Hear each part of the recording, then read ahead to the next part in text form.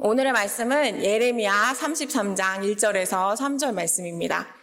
예레미야 33장 1절에서 3절 말씀입니다.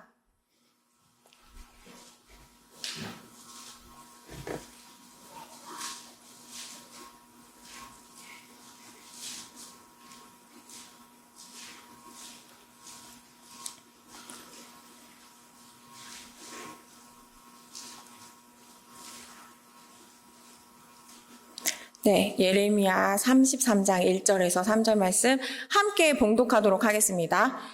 예레미야가 아직 시위대 뜰에 갇혀 있을 때에 여호와의 말씀이 그에게 두 번째로 임하니라. 이르시되 이를 행하시는 여호와, 그것을 만들며 성취하시는 여호와, 그의 이름을 여호와라 하는 이가 이와 같이 이르시도다. 너는 내게 부르짖으라. 내가 내게 응답하겠고 내가 알지 못하는 크고 은밀한 일을 내게 보이리라. 아멘. 오늘도 예배 자리에 오신 성도님들을 모두 환영하고 축복합니다. 우리 옆에 있는 사람하고 인사 한번 해보도록 할까요? 샬롬하고 인사해보도록 할게요. 샬롬. 영유아부 아동부 아이들하고 항상 샬롬하고 인사를 해요. 우리 예수님께서 인사하셨던 것처럼 함께 샬롬하고 인사를 합니다. 자, 오늘의 말씀은 사람들이 흔히 많이 알고 있는 말씀이죠. 너는 내게 부르짖으라는 제목으로 함께 할 텐데, 이 말씀을 가지고 예전에 19세기에 어떤 한 선교사님이 계셨어요. 윌리엄 캐리라는 선교사님이 계셨는데 들어보신 적 있으시죠? 윌리엄 캐리. 윌리엄 캐리는 하나님으로부터 위대한 일을 기대하라, 하나님을 위하여 위대한 일을 시도하라라고 설교를 했습니다. 윌리엄 캐리는 영국인 목회자입니다. 그가 영국 침례교회 성직자 모임에서 땅끝까지 복음을 전해야 된다는 주님의 지상명령과 그것을 현대에 적용해야 된다는 문제를 제기합니다. 그 성직자 모임에서. 하지만 그곳에 있던 많은 목회자들은 그의 주장을 환상이라고 이야기를 하고, 이방인을 구원해야 한다면 우리가 아니라 하나님께서 알아서 하실 것이다 라고 이야기를 했습니다. 세계 선교에 관심이 없었던 것이에요. 아무도 그의 말에 귀를 기울이지 않았습니다. 이 오늘 설교의 말씀을 준비하면서 예레미야도 계속 무언가를 선포를 하는데 아무도 그의 말에 귀를 기울이지 않아요. 윌리엄 캐리도 이와 같은 마음이었을 거다, 예레미야와 같은 마음이었을 거다라는 생각을 많이 했습니다. 윌리엄 캐리는 이제 결국에는 세계 선교를 이제 혼자 이제 인도로 건너가서 하는데, 인도로 건너갈 때 많은 사람들이 다 부정적인 이야기를 했어요. 이제 가면 안 된다, 뭐 와이프도 싫어하고 아빠도 막 욕을 하고. 그럼에도 불구하고 인도로 가서 정말 수많은 고생을 해요. 그거를 지금은 말할 수는 없고, 그분이 인도를 가셔서 쉽지 않은 선교 사역을 하셨는데, 이 분으로 인해서 현대 기독교 선교는 기본 정신을 자리 잡게 되었고, 선교 전략 중심 가치를 만들며 선교회를 태동시켰습니다. 그의 업적이 인도에만 국한된 것이 아니라 그의 영향력으로 말미암아, 들어보신 적이 있으실 거예요. 런던 선교회, 스코틀랜드의 글라스노우 선교회, 네덜란드 선교회, 교회 선교회, 영국 해외 성서공회, 미국 해외 선교위원회, 미국 침례교 선교협회, 미국 성서공회. 이 중에 하나라도 들어보신 적 있으세요? 없으시면 이거 선교에 관심이 너무 없으신 거예요. 이러한 선교단이 만들어지는데 선교의 기틀을 만든 사람입니다. 그래서 오늘 이렇게 윌리엄 캐리가 아까 예레미야 이 말씀을 보고서는 말했죠. 하나님부터 위대한 일을 기대하라, 하나님을 위하여 위대한 일을 시도하라라는 설교를 하면서 그의 좌우명이 되었는데요. 오늘 함께 예레미야의 말씀을 살펴볼 때 먼저 예레미야에 대해 전체적인 것을 잠깐 이야기해 보도록 할게요. 예레미야는 남유다와 북이스라엘 중에 어디 선지자였는지 혹시 아시나요? 대답 안 하셔도 돼요. 생각하셔도 돼요. 예레미야는 남유다 선교사였습니다. 남유다의 마지막 5왕, 요시야, 여호아하스, 여호야김, 여호야긴, 시드기야, 이렇게 5왕에 걸쳤을 때 50년 동안 활동한 제사장이자 선지자입니다. 예레미야는 남유다의 죄악을 고발하며 그 죄악 때문에 유다가 결국 하나님의 심판을 받아 바벨론에게 멸망할 것을 이야기하고 있습니다. 그 죄악들은 무엇이냐 하면 남유다는 창조주 하나님을 버리고 이방신들을 마구 섬겼습니다. 그때 하나님께서는 부지런히 끊임없이 선지자들을 계속 보내셨어요. 남유다 왕들과 백성들에게 돌아오라고 수없이 선지자들을 보내신 것입니다. 그러나 그들은 돌아오기를 거부했죠. 진실로 그들은 목이 곧은 백성이었습니다. 그들의 죄가 얼마나 지독했던지 자녀를 몰래에게 드리는 인신제사까지 행했죠. 하나님께서는 남유다의 죄가 금강석 끝 철필로 기록되었다고 말씀하십니다. 금강석이 뭔지 아십니까? 보석 중에서 가장 단단한 다이아몬드를 말합니다. 이런 금강석으로 기록된다면 그 기록된 것은 영구성을 띌 것입니다. 가장 단단한 다이아몬드이기 때문에. 그러므로 금강석 끝 철필로 유다의 죄를 기록한다는 것은 유다의 죄가 도저히 지울 수 없을 만큼 크고 영구적이라는 것을 말해주는 것입니다. 그들은 선을 행할 능력을 완전히 상실하신 것이에요. 거듭된 하나님의 심판 예고에도 불구하고 그들은 여전히 이방신들에게 경배하며 온갖 우상을 숭배했습니다. 지금 우리는 하나님 앞에 와서 예배를 드리고 앉아있지만 그럼에도 불구하고 우리에게는 또 다른 우상이 있을 수가 있죠. 그렇죠. 저는 이제 우리 모세가 우상이 되지 않으려고 굉장히 노력을 하는 타입입니다. 너무나 소중하고 귀한 아들이라서 우상이 될까 봐 무서워요. 그게 제일 어려운 것 같아요. 우리 각자에게 갖고 있는 우상들이 있을 수 있어요. 이 성경에서 말하고 있는 그냥 다른 신들, 뭐 바벨론 하면 다곤 신, 가나안 땅 하면 뭐 우리가 잘 알고 있는 거 바알과 아세라 신, 여러 가지 신들이 있을 수 있는데 그런 신들이 아니라 우리 현대 사회에서는 또 다른 우상들이 있을 수가 있습니다. 이러한 남유다의 죄에 대해서 얼마나 경노하셨던지 하나님께서는 예레미야에게 유다를 위해서 더 이상 기도하지 말라라고 이야기를 하십니다. 하나님께서 응답하시지 않겠다는 것은 더 이상 이들은 내 백성이 아니다라고 이야기하시는 것이죠. 여호와께서 남유다를 바벨론의 칼 아래 70년 동안 맡기기로 작정을 하셨습니다. 예레미야는 유다 백성들에게 그들이 계속해서 하나님을 거역하고 그분의 말씀에 불순종하면 하나님의 심판을 받아 이방 땅 바벨론의 포로로 끌려갈 것이다. 그렇기 때문에 하나님께서 말씀하신 대로 우리는 순순히 항복해야 된다라고 이야기를 했습니다. 예레미야가 이렇게 순순히 항복해야 돼라고 이야기하는데 이때 사람들은 아무도 예레미야 예언에 귀를 기울이지 않았습니다. 이런 멸망 직전의 나라에서 평생토록 하나님의 음성을 전하는 예레미야 선지자였습니다. 그럼에도 불구하고 암울한 심판의 메시지 가운데에는 소망의 약속들이 섞여 있었습니다. 유다의 남은 자들에 대해서 무조건적인 구원과 회복 또한 선포하신 것입니다. 그것은 택한 백성을 영원히 버리실 수 없는 우리 하나님 아버지의 긍휼하심입니다. 그는 이스라엘이 바벨론 군대에 함락되고 약탈당하는 것을 목격했고 그 결과로 많은 남유다 백성이 이방 땅으로 포로가 되어 끌려가는 것을 직접 목격했습니다. 하나님께서 이스라엘 멸망을 예레미야가 몸으로 겪게 하신 것이죠. 그래서 생각해 봤을 때 예레미야는 너무 고통스러웠을 것 같습니다. 내가 아무리 하나님의 말씀을 전해도 귀를 닫고 듣지 않는 사람들을 보면서 포로로 끌려가는 것을 보면서 정말 많이 힘들었을 것 같습니다. 이제 오늘의 말씀을 한번 보도록 할 텐데요. 오늘 본문 말씀에서 1절은 예레미야가 아직 시위대 뜰에 갇혀 있을 때에 하나님께서 그에게 두 번째로 임하다고 말씀하고 있습니다. 이 전장에서 첫 번째 임하고 예레미야는 그가 예언한 것 때문에 감옥에 들어갔습니다. 하나님의 말씀대로 예언을 했는데 왕이 그를 잡아서 옥에 가둔 것입니다. 하나님의 사명 때문에 오히려 고통받아야 되는 삶인 것입니다. 예레미야가 예언을 하지 않았더라면 감옥에 갇힐 일조차 없었을 텐데 예레미야 입장에서는 사실 억울할 수 있는 일 아닐까요? 하지만 예레미야는 하나님께서 주신 감동 그대로 예언을 하고 감옥에 갇혔습니다. 말씀에 대한 하나님의 말씀에 대한 순종의 결과가 내게 고난을 가져다 준 것입니다. 다른 사람들처럼 대충 살면 괜찮았을 텐데 예레미야는 대충 살지 않았습니다. 남유다는 바벨론에 포위되어 있고 자신은 감옥에 갇혔습니다. 그때 하나님께서 하신 말씀이 2절에 나와 있습니다. 2절 보면 하나님께서 당신이 누구이신가를 친히 말씀하시는 하나님의 자기 계시가 있습니다. 하나님은 일을 행하시는 여호와, 그것을 만들며 성취하시는 여호와라고 나와 있습니다.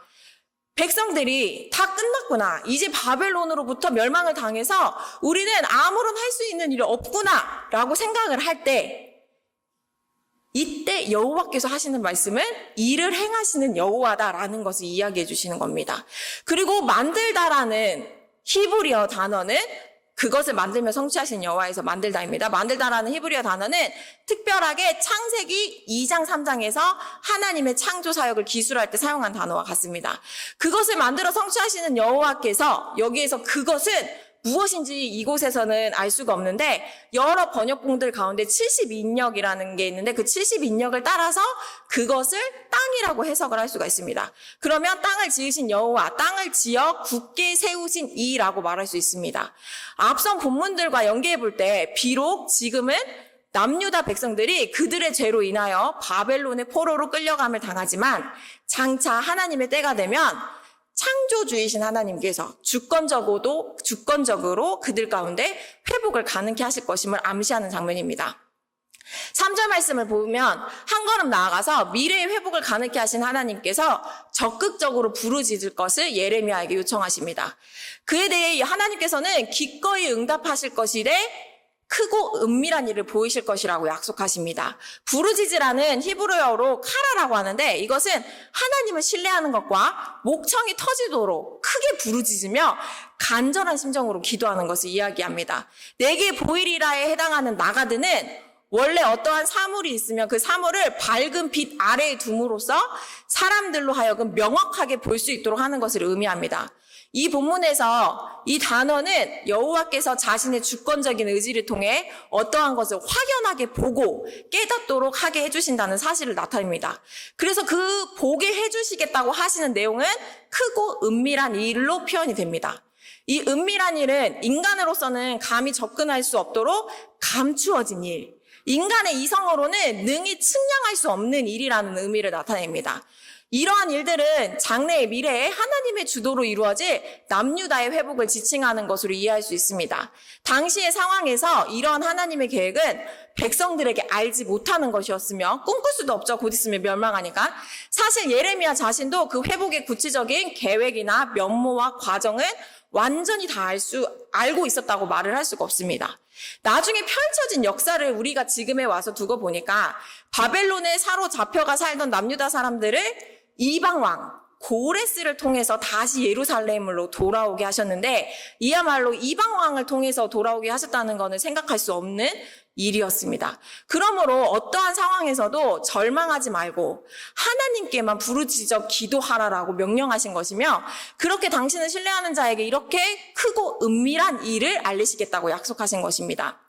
예레미야는 자신의 생애 동안 하나님의 계획을 알기 위해 씨름하던 사람이었습니다. 우리도 예레미야처럼 나를 통한 하나님의 계획을 알기 위해 씨름해야 합니다. 하나님께서는 하나님의 크고 은밀한 일을 알기 위해서는 부르짖어 기도하라라고 이야기를 하고 계십니다. 그런데 부르짖어 기도하기에 앞서서 교회 나가는 것조차 힘들어하는 사람들이 있습니다. 주일에 일이 많아서 교회 갈 수가 없어요. 시간이 없어서 힘들어요. 기도는커녕 예배를 드리는 것조차 힘들어하는 사람들이 많고 핑계를 댈 때가 많습니다. 그리고 우리가 기도하고자 할 때 사단은 자꾸만 이런 말을 합니다. 너의 모습을 봐라. 네가 무슨 기도를 하니? 너의 마음 가운데, 너의 몸 가운데 죄가 그렇게 많은데 어떠한 기도를 하겠니? 기도하지 말고 그냥 집으로 가. 교회 가지 마.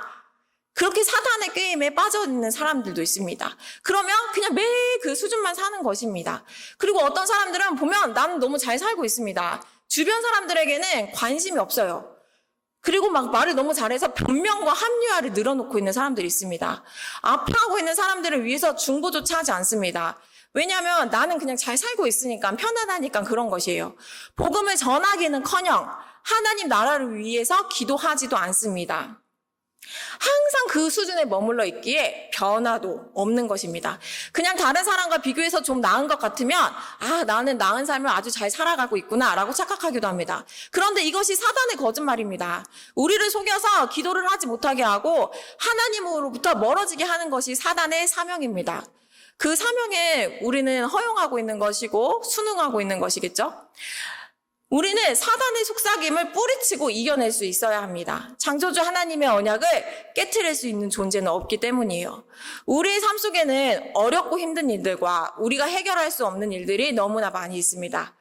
삶에 어려움이 없는 사람 기도하지 않아요. 삶에 어려움이 없는 사람 혹시 주변에서 만나보신 적 있으세요? 저는 딱 한 명 만나봤습니다. 제가 예전에 이제 한국에서 사역을 할 때 저희 부서 선생님께서 전도사님, 저는 힘든 일이 하나도 없어요. 그렇게 이야기를 하시더라고요. 기도 제목을 나누는데 저는 남편도 돈을 잘 벌고 아들 둘도 건강하게 잘 크고 있고 뭐 가족들 관계 다 좋고 친구들 관계 다 좋고 기도할 거리가 하나도 없어요. 그렇게 이야기를 하시는 걸 보고 너무 깜짝 놀란 적이 한 번 있었는데 그런 사람들도 있더라고요. 삶에 어려움이 전혀 없는 사람들도 있어요. 그런 사람들은 하나님을 만나고자 하는 갈망조차 없습니다. 왜냐하면 힘듦이 없으니까 하나님을 찾고자 하는 갈망조차 없는 것이에요. 그리고 자신이 생각하기에 나는 꽤나 정직하게 살아가고 있습니다. 하나님 앞에서 호람되오 하나님 앞에서 예수님 앞에서 나는 하나님의 뜻대로 그냥 정직하게 잘 살아가고 있어. 그냥 그렇게 생각을 하는 것이에요. 안주하는 삶을 사는 것이 정답이 아닙니다. 하나님을 매일 찾는데 매일 찾는 것뿐만이 아니라 매 순간 찾아야 합니다. 믿음을 가진 자라면 능력의 하나님, 권능의 하나님을 바라보며 부르짖는 것이 우선되어야 합니다. 기도를 통해서 예수님과의 교제 속에서 예수님의 뜻을 알게 되며 풍부한 인생을 살 수 있게 되는 것입니다. 기도를 하다 보면 내 자신을 하나님께 맡기게 되고 나의 배우자를 맡기게 되고 나의 자녀를 하나님께 맡기게 되고 또 내 학업을 맡기게 되고 나의 직장을 맡기게 되고 나의 사회 관계들을 맡기게 되고 이렇게 나를 위해서만 기도하는 것이 아니라 내 주변의 사람들을 위해서 기도하게 되고 또한 그것이 더 커져서 이 나라를 위해서 기도하고 열방을 위해서 이 마음에 품고 기도할 수 있게 되는 것입니다. 기도의 확장이 점점 일어나게 되는 것이죠. 기도는 오늘 우리 인생에 승리를 가져다주는 힘이 됩니다. 기도를 통해서 하나님의 놀라운 일들을 성취해가며 승리하는 생활로 나아가야 합니다. 그런데 하나님은 결코 내가 원하는 일이나 원하는 것이 있다고 해서 옛다 하고 그냥 주어지시지 않습니다. 다만 내가 원하는 것이나 원하는 일이 하나님이 보시기에 옳다면 그것을 향해 나아갈 수 있도록 도와주십니다. 나의 막막했던 길이 하나님께서 나아갈 길을 제시해 주시고 보여주시는 것입니다. 이 시간에는 하나 동영상을 함께 나누고 싶은데요. 이 동영상에는 임은미 선교사님이라는 분이 나옵니다. 아프리카 케냐에서 사역을 하시는 분인데 이제 유튜브 찾아보시면 이제 임은미 선교사님 많이 나오는데 지금도 지금 케냐에서 사역을 하고 계시는 분이에요. 한번 함께 보도록 하겠습니다.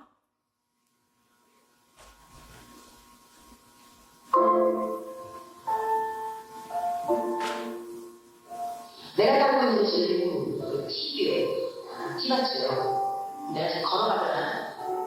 그러면 아래에서 이 꼬마들이 나를 올려가는 거야. 우리 한국 귀가 되게요. 내가 선수사니까 내 이름이 유니스니까 내 이름 불러요. 아래에서 나를 올려가면서 내가 지나가는 눈이 불러요. 목이 크잖아.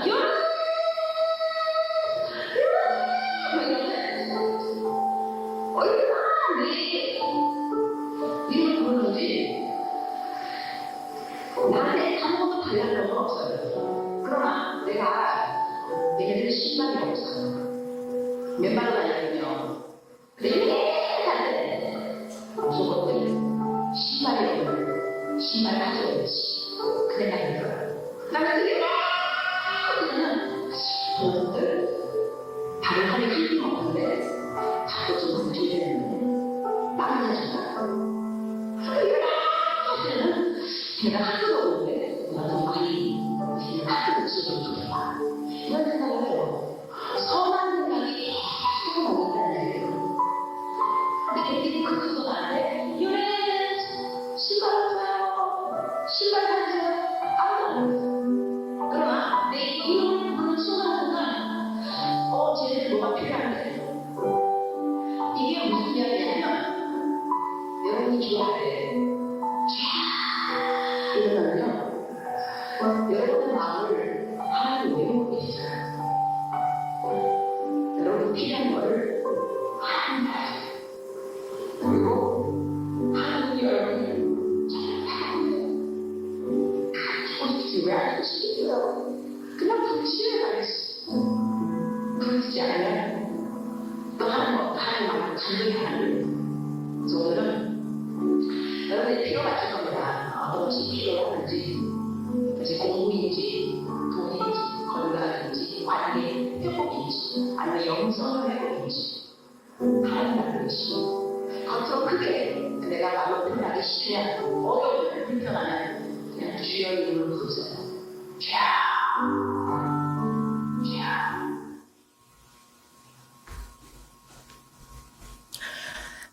하나님은 저희들이 하나님의 이름을 부르기만 해도 저희들의 기도 제목을 다 아신대요. 당연하죠. 왜냐하면 나를 만드신 분은 하나님이시니까요. 우리 아이들을 보기만 해도 아이들의 눈빛만 봐도 쟤가 지금 옷에 지금 오줌 마렵다. 지금 똥 마렵다 이런 거 다 알잖아요. 하나님도 우리의 눈빛만 보셔도 다 아세요. 이야기하지 않아도 그냥 하나님 부르기만 해도 다 아세요.